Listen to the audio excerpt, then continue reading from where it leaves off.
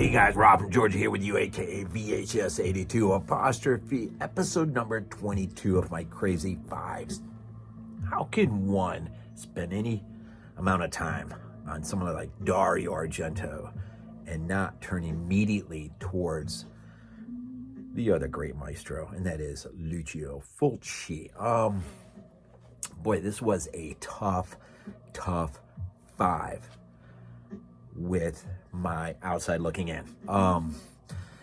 Lucio Fulci is, I have a hard time. It's either him or John Carpenter. In terms of, Carpenter had the more influence on me growing up as a kid. I would have been more impacted by him, of course, and his filmography as it was unfolding. It's not until a little bit later that I started to really to get to know Lucio and what an impact it's had on the last 10 years. And yet Carpenter is still there, right? I mean, The Thing, I think, is one of the great. The Thing interchanges in terms of my 5 greatest films ever. The Thing interchanges with Jaws for the number 1 spot, depending on how I feel. But my number 1 horror film of all time is City of the Living Dead, aka The Gates of Hell by Lucio Fulci. I think his Gates of Hell trilogy, or aka Fulci's Lovecraft trilogy, is maybe, I think, the greatest loosely knit trilogy there is. Those 3 films together complement one another in ways that most horror film trilogies just can't even begin to get to. So how do you do this without just going to your favorites?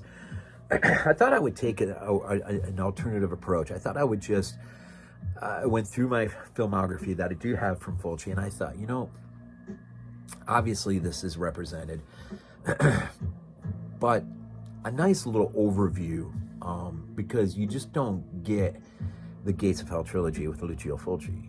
You get much more than that.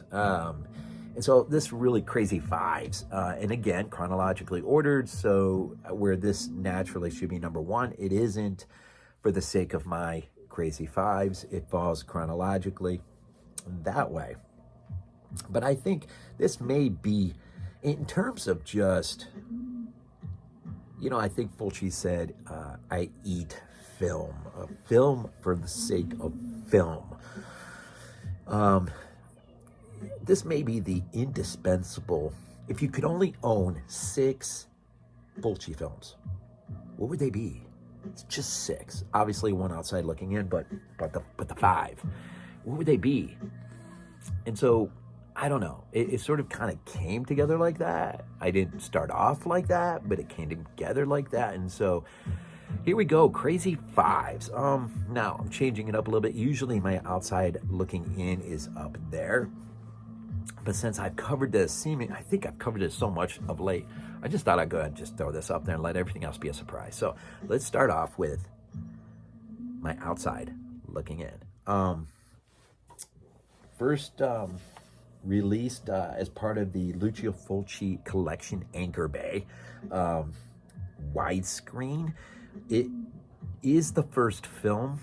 This is, by the way, 1990. So we'll start at least, for the sake of being chronological, it does fit in perfect, even though it's outside looking in. It is the first film, the first Lucio Fulci film that I saw in the theater on the big screen. It's not the only one I've seen, but it's the first one. So it has that going for it. But it is an interesting film, and of course I'm referring to Cat in the Brain. This was an interesting film to see on the big screen, and I might have only seen this film once or twice before seeing it on the big screen, and so it was quite the it's a strange film. It comes much late in his career, his film career, and it's really sort of I call it Lucio's farewell address. About that. It is an interesting film which plays with certain themes that really wouldn't come to the forefront until Wes Craven's New Nightmare, maybe. and so, well, Fulci did it first. But this is really sort of a biopic, sort of take a quick look into the mirror, maybe, but maybe more so than anything, his farewell address. Maybe the last real meaningful film from Fulci, Cat in the Brain. And the imagery of the artwork is unforgettable, especially when it's just against the black background. So Cat in the Brain, my outside looking in. Number 5, 1980 Paragon released this unrated on VHS. Of course, I say VHS, and I'll show you the 4K, which is, of course, Cauldron's beautiful, beautiful release of City of the Living Dead. My favorite horror film of all time. It is number 1 in my top 100 horror films. It will never be moved. That is a bit different than my 5 greatest films for the sake of film. But my horror films, number 1, this film, it's still, man, packs a punch with me. All these years later, all these times later seeing it, there are moments that are just absolutely amazing. I visited Midway, Georgia, where they filmed the opening scenes in the cemetery involving the priest hanging himself. And that video is actually down in my archive. Just dig deep enough, you'll find it down there. But it's just an absolutely imaginative, visionary visual film, just a feast for the eyes, and just so much going on in this movie. City of the Living Dead, aka Gates of Hell. Also, as a kid, when it was making its drive-in circuit run, I remember the radio spots on this would just light up the imagination. I have just memories of, and then when it first was found on VHS in the video stores, of course, it found its way home with me. And next to Suspira by Argento, this, man, absolutely blew me away. Number 4, released by Magnum, unrated on VHS, of course, 1979.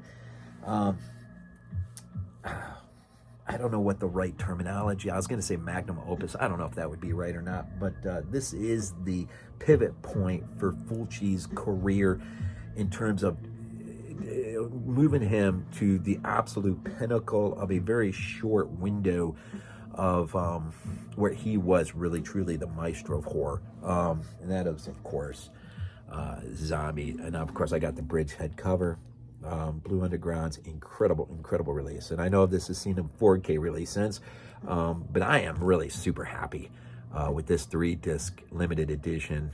It is the 4K restoration, not quite the same as a 4K release, but this film never looked more beautiful to me than this edition. Now, I'm sure the 4K up ones, it just a bit, I'm sure. Saw this in the theater too.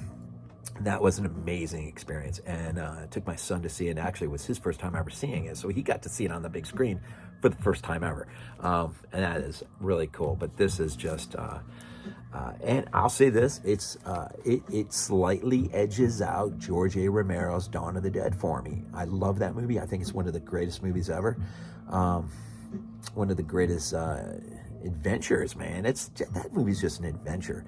But there's something about the voodoo, the island horror, just Richard Johnson's character. I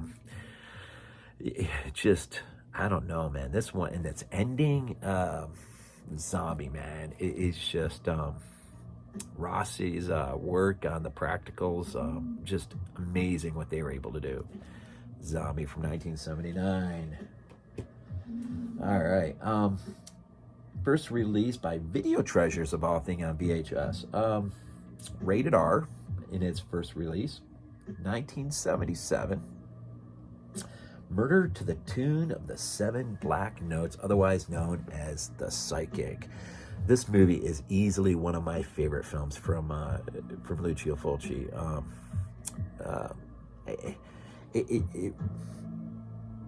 You know, so reminiscent of Edgar Allan Poe's story, The Black Cat, but sort of Fulci's own interpretation of it, I guess. But the end is so stinking brilliant, and funny how this movie opens in a way that Duckling ends, which is really interesting. But this is easily in the top heap of some of my favorite films from Lucio Fulci to look at. Just an amazing film. I don't know what else to say about it, but it's just amazing, absolutely amazing. Troy Howard's got an audio commentary on that as well, which is really cool. Number 2, another maybe one of the most underrated films of its genre, if you call it that. First released by, now I had to do some real looking on this one, Rene Chateau distribution. I don't know if they were the first to release this on VHS, but they were one of a French company out of Paris, 1975, and it is Lucio Fulci's Four of the Apocalypse. It might be my favorite Western of all time. This movie, there's so many moments that really do sort of in the early stages of what Fulci will accomplish, a lot between 1979 and say 81, 82, visually and thematically, but as a Western, the cemetery scene in here is absolutely outstanding. Just the story itself, it's just amazing. This Blue Underground release on DVD is really, really good. Of course, Fabio Testi and Thomas Milan. God, the legendary blood-soaked Western from the director of Zombie and the Beyond. God, this is so, I would give almost anything to see this on the big screen. That would be insane. Absolutely love this movie. For the Apocalypse. And as your indispensable small minor collection of Fulci, this has to be in there. 1972, Anchor Bay, again, a Lucio Fulci collection. Widescreen presentation on VHS, and that is, of course, and I just recently reviewed this for my Italy's Holocaust, the years before and after 79 to 94. That is, of course, Don't Torture a Duckling. So if you want to really hear my thoughts on that, you can just go to my Italy's Holocaust review and really hear. This is an amazing release by Arrow Video. Just a year or two prior to, a year after A Bird with Crystal Plumage by Dario, and just before, tucked right between Bird and Deep Red, Fulci's this perhaps is his magnum opus, his masterpiece. I don't know, man. I've just listed a few films that really do go far in terms of just filmmaking. I don't know, man. I don't know. I don't know where I would be without his Gates of Hell trilogy. But if I could only have, well, I'm gonna have maybe perhaps what I think is the greatest zombie movie ever. I'm gonna have what I consider to be my most favorite horror film ever. But from the very beginning, at least in terms of his gialli. Now remember, Fulci goes way back into the 50s, man. Comedies and even a science fiction film. The title escapes me, but there is one there. And of course, Antonio Margheriti, who is really the spearhead of, I think, science fiction in the early days of Italian cinema. Of course, I got one of his movies on my Christmas wish list, which I hope, as long as I get it, I will definitely be reviewing that for the years before and after. Italy's Holocaust. That one stars Claude Rains. But there is a science fiction piece in there. Something lunar, something. Anyways, he goes way back. Comedies and all the way through. He's touched just about every genre, maybe every genre. of filmmaking. And so, you know, here we go. I mean, again, number one, now remember, this is all chronological. So, you know, 1972, Don't Torture. From 75, 4 of the Apocalypse. From 77, The Psychic, or Murder to the Tune of 7 Black Notes, which that's such a great giallo title. Maybe the greatest giallo title ever, maybe. 79, of course, Zombie, from 1980, City of the Living Dead, aka The Gates of Hell. And from 1990, of course, Cat in the Brain, the very first Lucio Fulci film I ever saw on the big screen. Yeah. So, the indispensable? That's for you to argue about.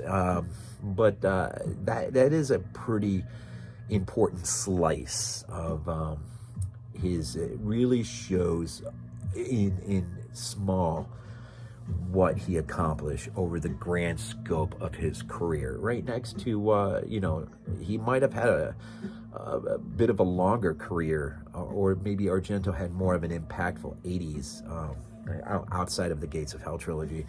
I don't know, those two were, though, and it's really too bad Fulci left us as early as did, because I know him and Argento would have worked together on the Wax Mask was the project that the two were supposed to, that was supposed to be the reconciliation, I guess, of their relationship, and that's too bad we never got to see that fulfilled.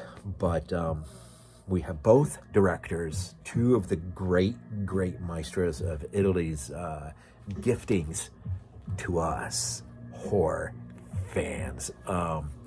Yes, so Crazy Fives, Lucio Fulci, just a small slice of his filmography, but an important one, I think. So Christmas is almost here. All my best wishes to you and your families as we get, 8 days out, I think, as we get very, very close to celebrating, hopefully with all your families and whatnot. It's just a good time, a really good time, a special time.